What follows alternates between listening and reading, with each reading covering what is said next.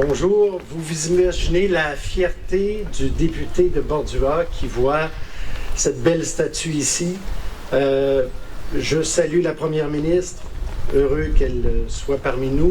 Vous savez, Madame Marois, la première activité que j'ai faite une fois élue, c'était de l'autre côté de la rivière, c'était le regroupement des femmes patriotes. Alors là, maintenant, on a la femme patriote, voyez-vous. Bravo!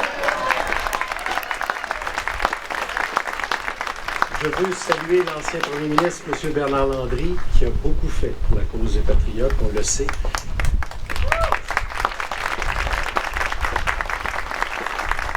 Bien sûr, je salue tous les invités, distingués invités, et merci à tous les gens du comté, et d'ailleurs d'être ici.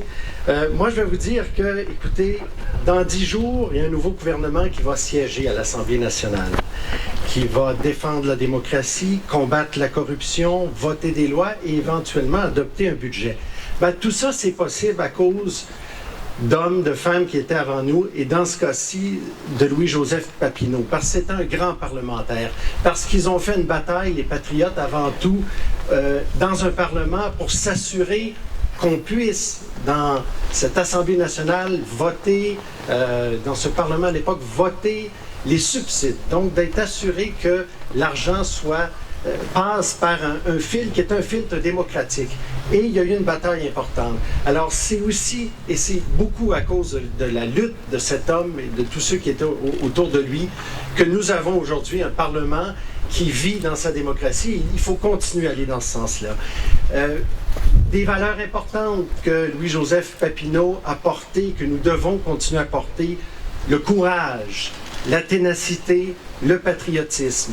Et rappelez-vous qu'à Saint-Denis, il y a eu une victoire contre la plus importante armée de la planète à l'époque, qui était celle de l'Empire britannique. C'est quand même beau parce que la victoire, ça doit aussi faire partie de notre vocabulaire. On l'oublie.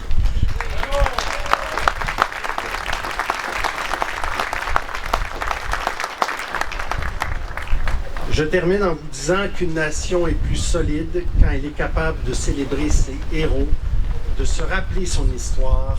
On est toujours mieux enraciné pour les batailles suivantes. Merci.